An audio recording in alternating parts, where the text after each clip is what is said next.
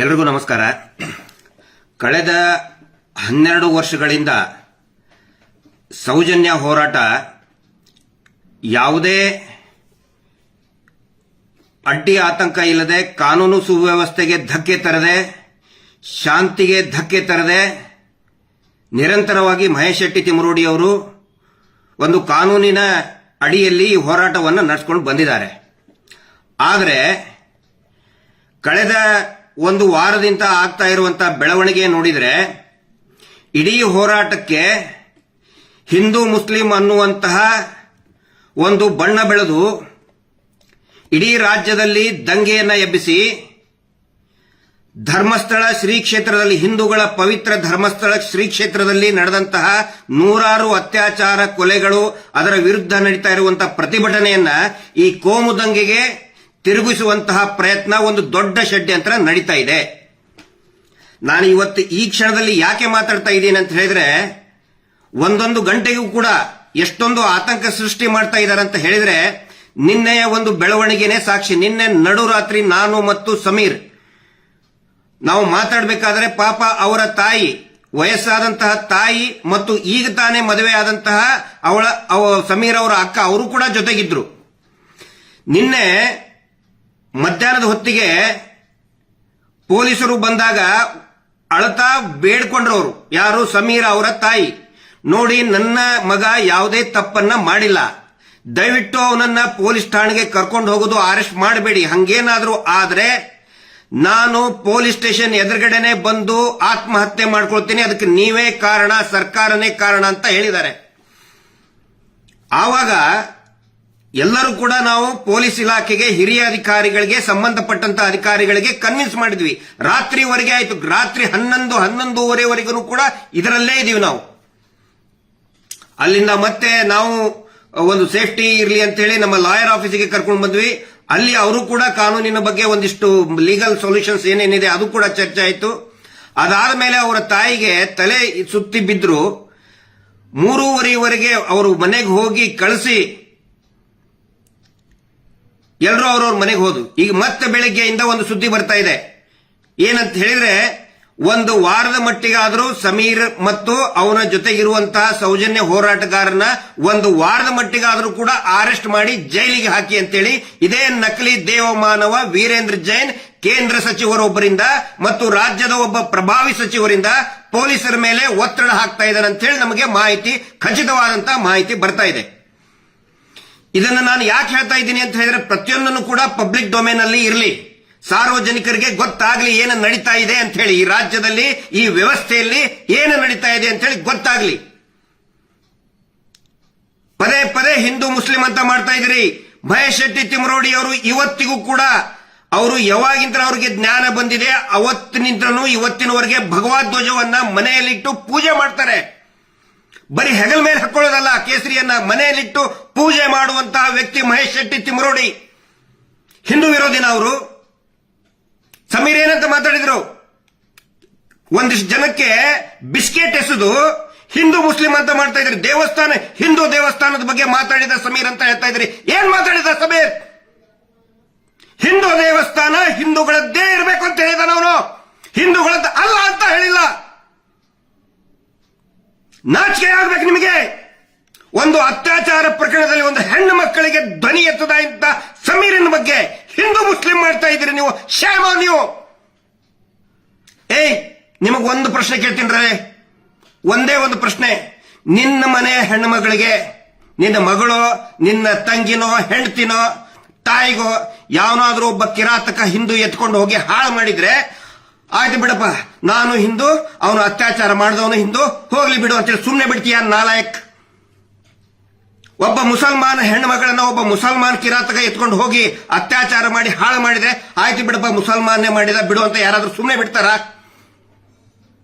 ಕ್ರಿಶ್ಚಿಯನ್ರಿಗೂ ಕೇಳ್ತಾ ಇದ್ದೀನಿ, ಜೈನ್ರಿಗೂ ಕೇಳ್ತಾ ಇದ್ದೀನಿ, ದಯವಿಟ್ಟು ಈ ಸುಳ್ಳು ಸುಳ್ಳು ಪೋಸ್ಟ್ ಹಾಕ್ತಾ ಇರುವಂತ, ವಿಷ ಉಗುಳ್ತಾ ಇರುವಂತ, ಹಿಂದೂ ಮುಸಲ್ಮಾನ್ ಅಂತ ವಿಷ ಉಗುಳ್ತಾ ಇರುವಂತ ಪೋಸ್ಟ್ ಗಳನ್ನ ದಯವಿಟ್ಟು ನಂಬಬೇಡಿ.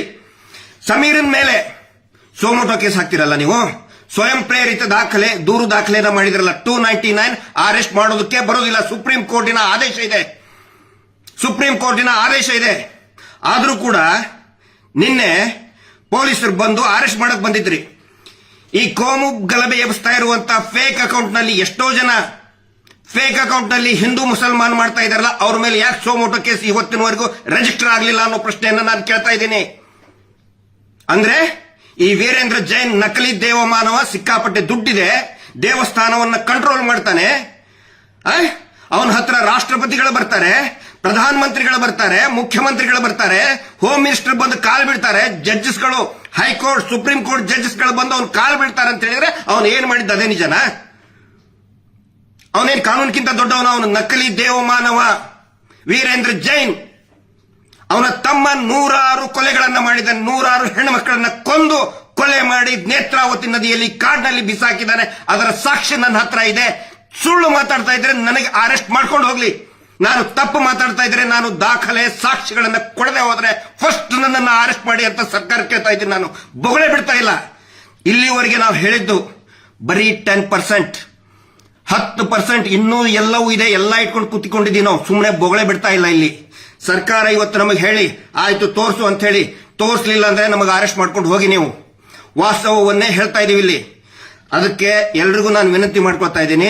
ಸುಮಾರು ಜನ ಕಾಲ್ ಮಾಡ್ತಾ ಇದ್ದಾರೆ, ವಿಶೇಷವಾಗಿ ಯೂಟ್ಯೂಬರ್ಸ್ಗಳು ತುಂಬಾ ಒಂದು ಕಾಳಜಿಯಿಂದ ಒಂದು ಕಾಲ್ ಮಾಡ್ತಾ ಇದ್ದಾರೆ, ಸಿಗ್ತೀವಿ ಭೇಟಿ ಆಗಬೇಕು ಅಂತ ಹೇಳ್ತಾ ಇದ್ದಾರೆ. ಎಲ್ಲರಿಗೂ ನನಗೆ ಮಾತಾಡಕ್ ಆಗ್ತಾ ಇಲ್ಲ. ಇನ್ನು ಸ್ವಲ್ಪ ಹೊತ್ತಿನಲ್ಲೇ ಸಮೀರ್ಗೆ ಬಳ್ಳಾರಿ ಕರ್ಕೊಂಡು ಹೋಗ್ಬೇಕು. ಇಲ್ಲಿ ನಮಗೆ ಮತ್ತೆ ಪೊಲೀಸರಿಗೆ ಯಾವುದೇ ಸಂಘರ್ಷ ಇಲ್ಲ. ಇವ್ರು ಏನ್ ಮಾಡ್ತಾ ಇದ್ದಾರೆ, ನಾವು ಪೊಲೀಸರ ಅಗೇನ್ಸ್ಟ್ ಮಾತಾಡಬೇಕು, ನಾವು ಆಂಟಿ ಪೊಲೀಸ್ ಅಂತ ತೋರಿಸಬೇಕು, ಆನಂತರ ನಾವು ಮೀಡಿಯಾ ವಿರುದ್ಧ ಮಾತಾಡಬೇಕು, ನಾವು ಮತ್ತೆ ಮೀಡಿಯಾ ಅಗೇನ್ಸ್ಟ್ ಅಂತ ತೋರಿಸಬೇಕು ಅನ್ನುವಂತಹ ಒಂದು ವಾತಾವರಣ ಸೃಷ್ಟಿ ಮಾಡ್ತಾ ಇದ್ದಾರೆ. ನಮಗೆ ಪೊಲೀಸರಿಗೆ ಯಾವುದೇ ಸಂಘರ್ಷ ಇಲ್ಲ. ನಮ್ಮ ಹೋರಾಟ ಪೊಲೀಸರ ವಿರುದ್ಧ ಇಲ್ಲ, ಅಥವಾ ಯಾವುದೇ ರಾಜಕೀಯ ಪಕ್ಷದ ಸಿದ್ಧಾಂತದ ವಿರುದ್ಧನೂ ಕೂಡ ಖಂಡಿತ ಇಲ್ಲ, ಮಾಧ್ಯಮಗಳ ವಿರುದ್ಧನೂ ಕೂಡ ಇಲ್ಲ. ಆದರೆ ಅನೇಕ ಜನ ಯೂಟ್ಯೂಬರ್ಸ್ಗಳು ಇವತ್ತು ಈ ಹೋರಾಟದ ಶಕ್ತಿಯಾಗಿ ಮುಂದೆ ನಿಂತ್ಕೊಂಡಿದ್ದಾರೆ. ಅವರೆಲ್ಲರಿಗೂ ನಾನು ಹೇಳ್ತಾ ಇದ್ದೀನಿ, ದಯವಿಟ್ಟು ಇನ್ನೂ ಹೆಚ್ಚಾಗಿ ಮಾತಾಡಿ ಮತ್ತು ಪ್ರತಿಯೊಬ್ಬ ಜನಸಾಮಾನ್ಯನು ಕೂಡ ಮಾತಾಡಿ. ಇದು ಬರೀ ನಮ್ಮ ಪ್ರತಿಷ್ಠೆ ಅಲ್ಲ, ನಾವೇ ಮಾತಾಡಬೇಕಂತಿಲ್ಲ, ನಾವೇ ಮಾತಾಡ್ತಾ ಇದೀವಿ. ದಯವಿಟ್ಟು ಇನ್ನು ಮೇಲೆ ಪ್ರತಿಯೊಬ್ಬ ಜನಸಾಮಾನ್ಯನು ಕೂಡ ಪ್ರಶ್ನೆ ಕೇಳಿ, ಈ ವ್ಯವಸ್ಥೆಗೆ ಕೇಳಿ. ಸಮೀರ್ ಮೇಲೆ ಸೆಕ್ಷನ್ 299 BNS ಅರೆಸ್ಟ್ ಮಾಡೋ ಹಂಗೆ ಇಲ್ಲ, ಆದ್ರೂ ಕೂಡ ಬಂದ್ ಹೋಗಿ ಅಂತ ಇದ್ದಾರೆ. ನಾವು ಹೋಗ್ತೇವೆ. ಪೊಲೀಸರಿಗೆ ನಾನು ಮಾತು ಕೊಟ್ಟಿದ್ದೀನಿ, ಸಮೀರನ್ನು ನಾನು ಕರ್ಕೊಂಡು ಬಂದೇ ಬರ್ತೀನಿ. ಮತ್ತೆ ಪೊಲೀಸರು ಕೂಡ ತುಂಬಾ ಚೆನ್ನಾಗಿ ಸ್ಪಂದನೆ ಮಾಡಿದ್ದಾರೆ.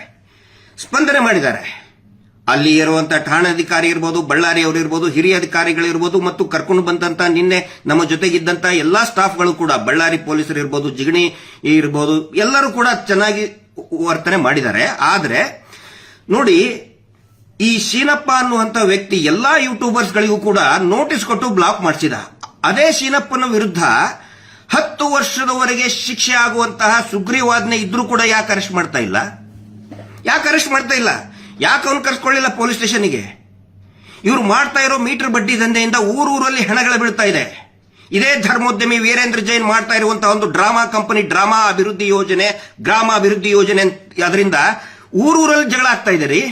ಆತ್ಮಹತ್ಯೆ ಆಗಿದೆ. ಇಲ್ಲೇ ಚಿಕ್ಕಬಳ್ಳಾಪುರದಲ್ಲಿ ಒಬ್ಬ 2 ವರ್ಷದ ನವ ವಿವಾಹಿತೆ ಅರ್ಪಿತಾ ಅನ್ನೋಂಥವ್ರು ಊರಲ್ಲಿ ಹಾಕೊಂಡಿದ್ದಾರೆ. ಫೋಟೋ ಕೂಡ ಕಳಿಸಿದೀವಿ ನಾವು. ಯಾಕೆ ಅರೆಸ್ಟ್ ಮಾಡ್ತಾ ಇಲ್ಲ ಅವನ್ನ? ಯಾಕೆ ತನಿಖೆ ಆಗ್ತಾ ಇಲ್ಲ? ಕಾನೂನಿಗಿಂತ ದೊಡ್ಡವನ? ಸಂವಿಧಾನಕ್ಕಿಂತ ದೊಡ್ಡವರಾದ್ರೆ ಎಲ್ಲಾದ್ರು? ಇದನ್ನ ನಾನು ಕೇಳ್ತಾ ಇದ್ದೀನಿ. ಪಾಪ ಸಮೀರ್ ಒಂದು ನ್ಯಾಯದ ಆಗ್ರಹ ಮಾಡಿದ್ದಕ್ಕೆ ಅವನ ಮೇಲೆ ಸೋಮೋಟೋ ಅಂದ್ರೆ ಸ್ವಯಂ ಪ್ರೇರಿತ ದೂರು ದಾಖಲು ಮಾಡಿದ್ರಿ. ಸುಗ್ರೀವಾಜ್ಞೆಯಲ್ಲಿ 11-12 ಜನ ಹೆಣ್ಮಕ್ಳು ಕಂಪ್ಲೇಂಟ್ ಕೊಟ್ಟರು. ಆ ಚೀನಪ್ಪನ ಮೇಲೆ, ಅನಿಲ್ ಕುಮಾರ್ ಮೇಲೆ, ಮೀಟರ್ ಬಡ್ಡಿ ದಂಧೆ ಮಾಡ್ತಿರುವಂತ ಅನಿಲ್ ಕುಮಾರ್ ಮೇಲೆ ಯಾಕೆ ಅರೆಸ್ಟ್ ಮಾಡಿಲ್ಲ? ಆ ಪ್ರಶ್ನೆ ನಾವು ಕೇಳ್ತಾ ಇದ್ದೀವಿ. ದಯವಿಟ್ಟು ಎಲ್ರಿಗೂ ಒಂದು ವಿನಂತಿ ಮಾಡ್ತಾ ಇದ್ದೀನಿ. ಇವತ್ತು ಸಾಯಂಕಾಲದವರೆಗೆ ಏನಾಗುತ್ತೋ ಅನ್ನೋದು ಗೊತ್ತಿಲ್ಲ. ಈಗ 1 ಗಂಟೆಯಲ್ಲಿ ಸಮೀರ್ ಅವ್ರನ್ನ ನಾನು ಕರ್ಕೊಂಡು ಹೋಗ್ತಾ ಇದ್ದೀನಿ. ಏನೇನ್ ಪ್ರಿಕಾಷನ್ ತಗೋಬೇಕು ಅದೆಲ್ಲಾ ಪ್ರಿಕಾಷನ್ಗಳನ್ನ, ಕಾನೂನಿನ ಪ್ರಿಕಾಷನ್ಗಳನ್ನ ನಾವು ತಗೊಳ್ತೀವಿ.